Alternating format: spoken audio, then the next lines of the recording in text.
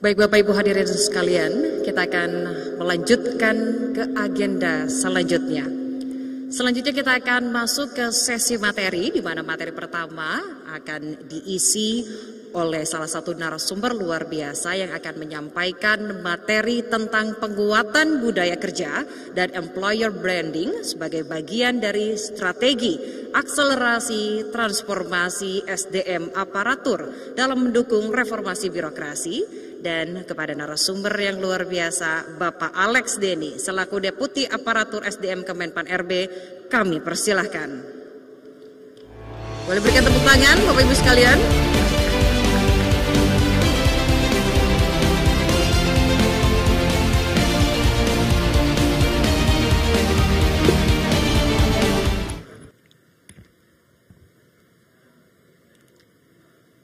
Yang saya hormati Pak Sekjen, Bapak JPT Madya, JPT Pratama, serta segenap karyawan Kemendagri. Selamat pagi, Assalamualaikum warahmatullahi wabarakatuh.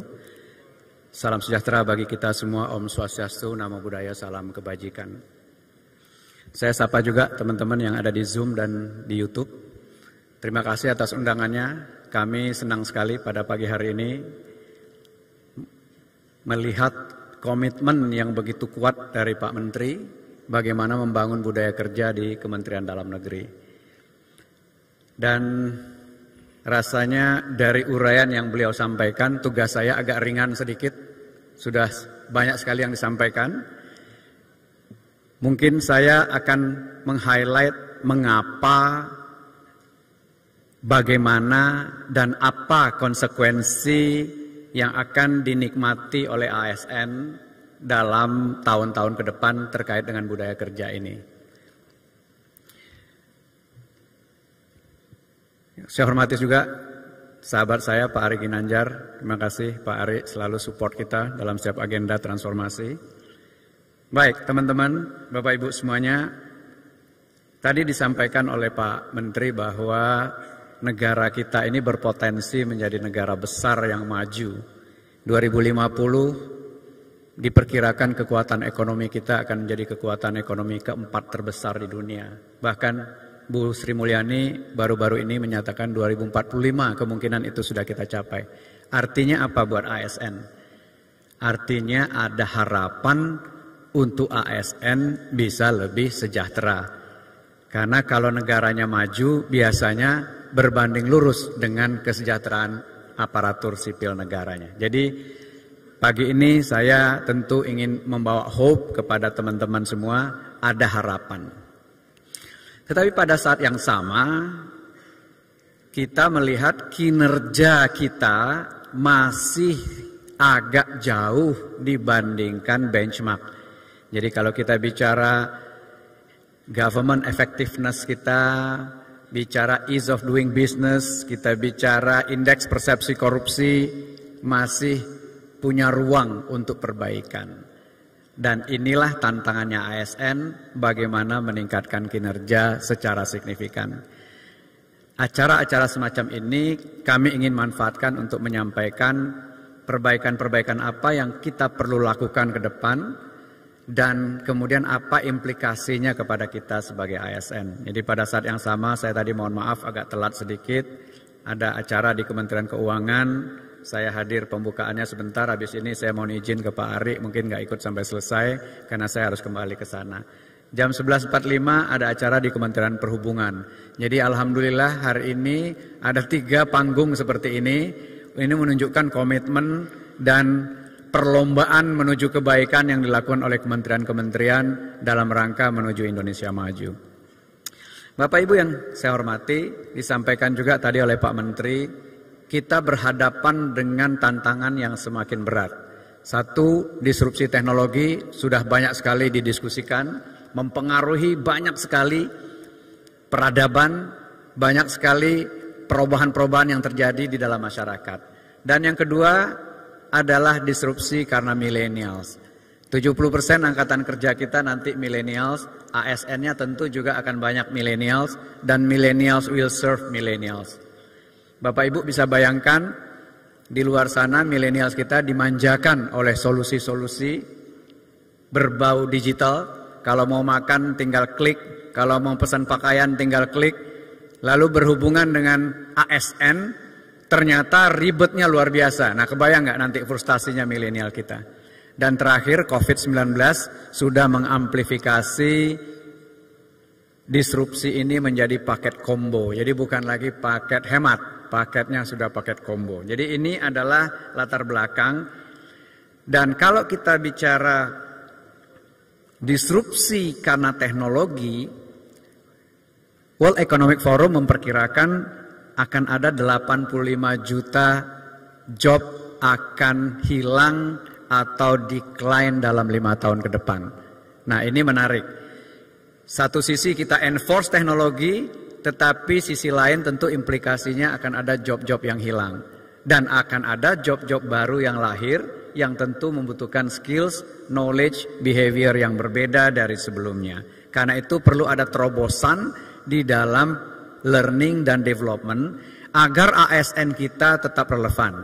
Kita lihat demografi ASN kita, Bapak Ibu, 38% adalah pelaksana yang mengerjakan pekerjaan-pekerjaan yang rutin, repetitif, mudah digantikan oleh teknologi. Jadi dari satu sisi kita senang sekali Dukcapil melakukan transformasi teknologi misalnya, tetapi pada saat yang sama implikasinya kepada karyawan kita di daerah barangkali akan mulai kehilangan pekerjaan. Karena itu perlu ada terobosan learning, terobosan agar mereka bersemangat untuk belajar agar tetap relevan sebagai ASN.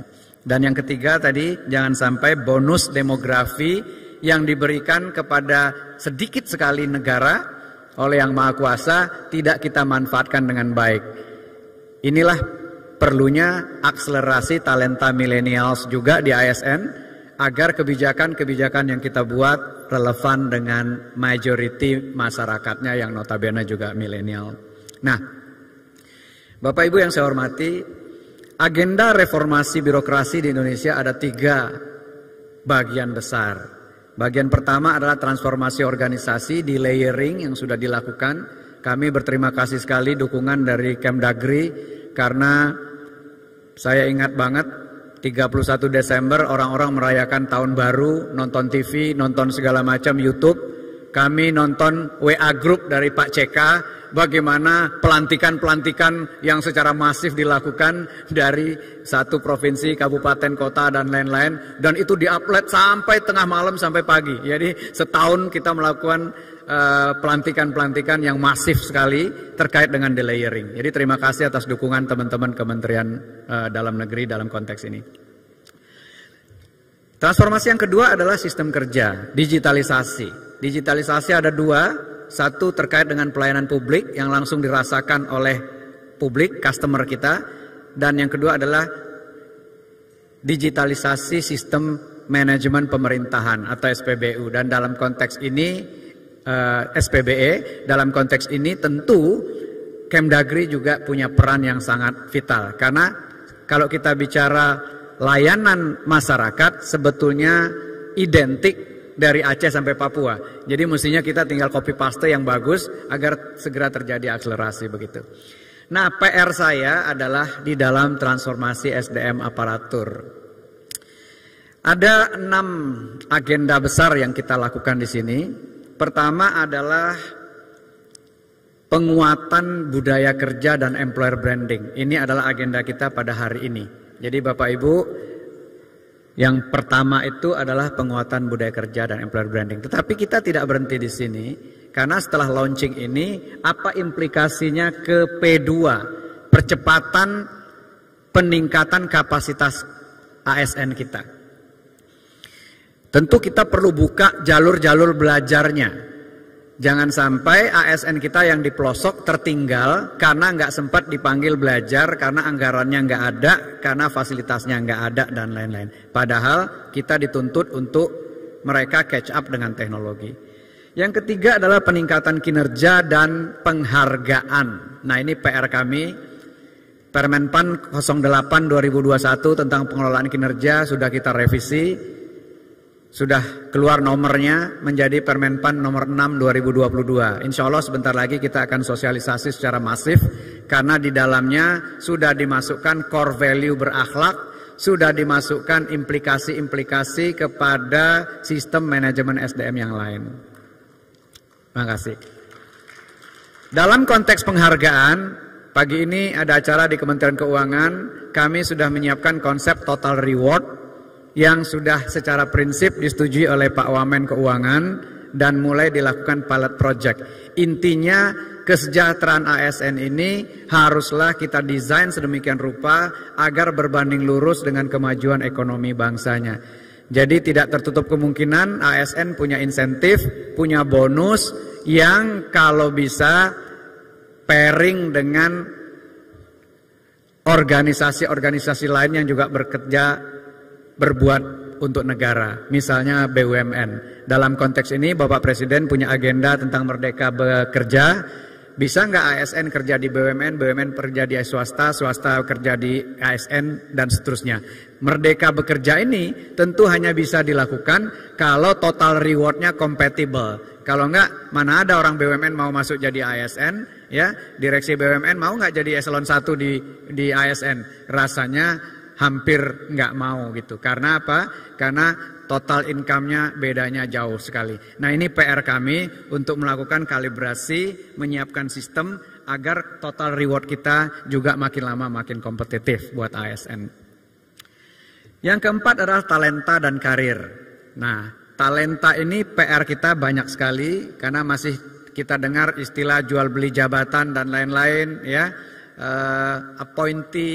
Political appointee kita sebagai pejabat PPK seringkali terdistorsi keputusan-keputusannya karena kepentingan-kepentingan tertentu. Nah, dalam konteks ini kita perlu melembagakan talent management, talent pool yang di-endorse sehingga bisa meminimalisasi, ya, walaupun tidak bisa menghilangkan 100%, bisa mengurangi sedapat mungkin distorsi keputusan terhadap promosi, rotasi dan lain-lain yang saat ini rasanya masih terjadi di banyak tempat. Kelima adalah percepatan transformasi digital ASN. Nggak bisa lagi dipungkiri kita harus masuk ke digitalisasi dalam semua aspek pengelolaan manajemen SDM kita. Ya, bagaimana saat ini kita nggak tahu kesempatan belajar apa saja yang kita dapatkan. Kita nggak tahu misalnya ada lowongan di mana dan seterusnya. Jadi kami sedang menyiapkan satu platform digital di mana nanti 4,2 juta ASN itu akan terhubung di dalam platform digital ekosistem tadi. Saat ini kita masih sendiri-sendiri.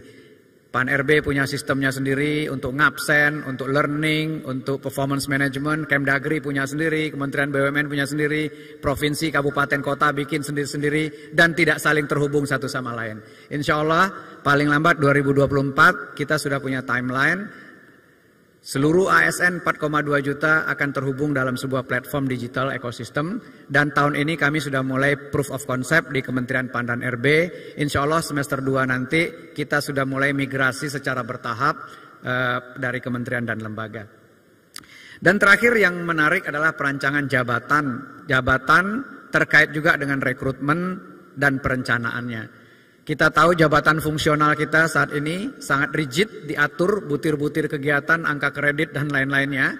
Nah, ini tentu menyulitkan kalau kita ingin organisasinya bisa lebih agile, bisa lebih fleksibel. Karena itu kita sedang melakukan moratorium jabatan fungsional, memberikan relaksasi, dan insya Allah sebentar lagi akan keluar desain jabatan fungsional yang lebih simpel, yang tidak terlalu rigid, mengatur butir-butir kegiatan, angka kredit, dan lain-lainnya. Jadi ini adalah transformasi besar, karena sebagian besar jabatan yang ada di ASN adalah jabatan fungsional. Nah, Bapak Ibu yang saya hormati, kalau kita bicara P1, kita tentu membutuhkan arsitektur human capital yang kuat dalam mendukung ASN dalam jangka panjang. Jadi kalau kita bicara arsitektur human capital, biasanya kita bicara bagaimana menyeimbangkan antara kebutuhan organisasi dengan kebutuhan ASN. Jadi ASN harus paham apa yang menjadi ekspektasi organisasi, organisasi harus paham apa yang menjadi ekspektasi ASN. Dan kalau dua belah pihak mendeliver ekspektasi ini, disitulah kita akan bicara tercapai titik yang kita sebut employee value proposition. Dari survei yang kita lakukan kepada ASN, ada 4 hal yang menjadi daya tarik mengapa orang bergabung menjadi ASN. Pertama, ada kesempatan mengembangkan diri, belajar, ya, training, sekolah dan lain-lain itu dibuka kesempatannya. Kedua, pengembangan karir. Ketiga, recognition dan reward, ada pensiun, ada segala macam di sana. Dan yang keempat, ada panggilan untuk melayani bangsa. Jadi ada 4 ekspektasi ASN bergabung dengan kementerian dan lembaga. Pada saat yang sama, ASN juga harus paham apa yang menjadi ekspektasi kementerian dan lembaga. Jadi ada 4 ekspektasi juga dari kementerian dan lembaga pada waktu merekrut kita sebagai ASN. Pertama, berkinerja untuk mendukung pencapaian tujuan organisasi. Kedua, belajar terus agar kita catch up dengan strategi organisasi yang berubah dari waktu ke waktu. Ketiga, menyelaraskan perilaku kita dengan core value yang baru saja di launching itu. Dan yang keempat, memberikan pelayanan yang prima kepada masyarakat. Jadi tugas kami adalah menyiapkan sistem agar terjadi keseimbangan antara ekspektasi organisasi dengan janji ASN, dengan ekspektasi ASN dengan janji organisasi. Dan kalau terjadi keseimbangan itu, maka kita berharap apa yang menjadi harapan ASN dan harapan organisasi tercapai. Dan titik itulah yang kita komunikasikan sebagai employer branding yang di-launching oleh Bapak Presiden sebagai bangga melayani bangsa.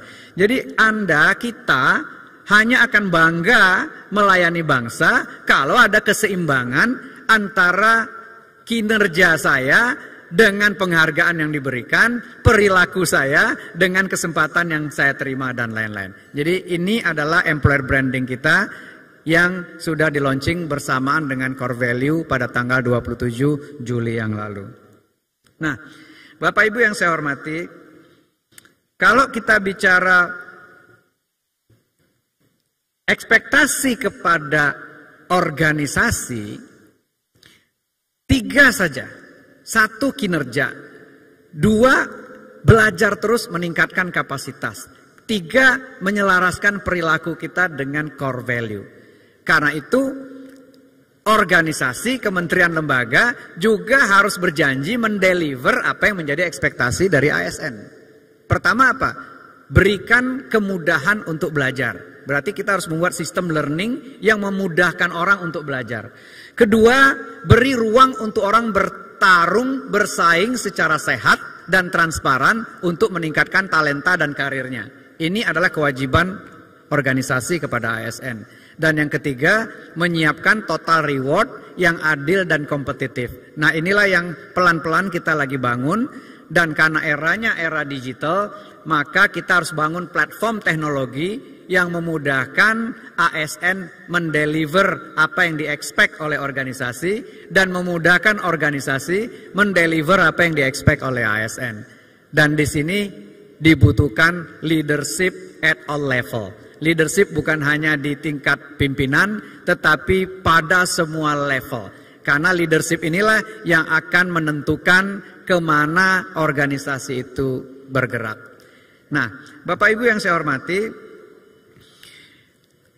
core value berakhlak yang merupakan akronim dari berorientasi, pelayanan, akuntabel, kompeten, harmonis, loyal, adaptif, dan kolaboratif yang sudah di-launching oleh Bapak Presiden ini diharapkan bisa menjadi pondasi yang kokoh untuk membangun budaya. Tadinya pondasi ini agak kurang kokoh. Kenapa kurang kokoh? Karena masing-masing kementerian lembaga bisa bikin core value-nya sendiri-sendiri. Jadi ganti menteri, core value-nya bisa ganti. Ganti gubernur, core value-nya bisa ganti. Ganti bupati, core value-nya bisa ganti. Sehingga core value tadi nggak bisa kokoh dalam jangka panjang menjadi akar budaya. Baru ditanam, dicabut. Baru ditanam, dicabut. Nah, dengan adanya satu core value ini, diharapkan dia bisa jadi akar yang kokoh dalam jangka panjang. Itu yang pertama. Kedua, kalau terjadi talent mobility dari satu kementerian ke kementerian lain, tidak perlu menyesuaikan lagi core value-nya, karena core value-nya sama. Jadi ini membuka mobility antar kementerian, lembaga, dan bahkan daerah. Nah, berharap ini betul-betul bisa menjadi budaya yang kokoh dalam jangka panjang. Karena itu apa yang diharapkan dari kementerian dan lembaga? Yang diharapkan dari kementerian, lembaga, dan daerah adalah pertama, segera menyelaraskan kementerian dan lembaga dulu. Slide sebelumnya. Ya. Pertama, segera menyelaraskan core value-nya dengan apa yang sudah di-launching oleh Bapak Presiden tadi. Tidak usah ditambah, tidak usah dikurang, tidak usah diedit. Jadi core value-nya sama. Yang boleh dilakukan adalah merumuskan contoh-contoh perilaku spesifik yang barangkali unik di setiap kementerian dan lembaga. Jadi kami sudah dibantu oleh Pak Ari Ginanjar mendefinisikan core value dengan panduan perilakunya ini. Mohon tidak usah ditambah, tidak usah dikurang, tidak usah diedit, tetapi boleh dikembangkan contoh-contoh perilaku spesifik yang relevan dengan kementerian lembaga. Kedua, harapan kepada para pemimpin adalah agar kita bisa menjadi change leader. Tadi Pak Menteri juga sudah sampaikan. Change leader yang dimaksud di sini bukan sekedar menjadi role model yang menjalankan perilaku berakhlak, tetapi diharapkan menjadi guardian. Guardian itu apa? Pengawal. Kalau ada yang nyeleweng, balikin ke jalurnya. Kalau enggak, potong. Ya, nanti kita akan lihat bagaimana cara kita memotong. Jadi semua leader diharapkan menjadi change leader, bukan sekedar role model, tetapi guardian, ya, meluruskan perilaku-perilaku yang tidak sejalan dengan panduan perilakunya. Dan terakhir, harapan kepada seluruh karyawan. Nah, ini saya akan pelan-pelan di sini mengingatkan kita semua agar setiap karyawan, setiap pegawai memahami panduan perilakunya, karena ke depan hal-hal yang terkait dengan karir, reward, kinerja, insentif, bonus, dan lain-lain akan terpengaruh oleh perilaku Anda ini. Jadi sebagai contoh ilustrasi, saya akan tunjukkan pengelolaan kinerja Permenpan 08 yang kita sudah revisi dengan Permenpan 06 2022. Kinerja itu akan ditentukan oleh hasil, sumbu Y, perilaku sumbu X. Jadi walaupun hasil kerjanya tinggi sekali di atas ekspektasi, kalau perilakunya tidak sesuai dengan panduan perilaku berakhlak, maka namanya misconduct. Kalau kinerjanya kurang, apalagi. Orang yang misconduct, implikasinya apa?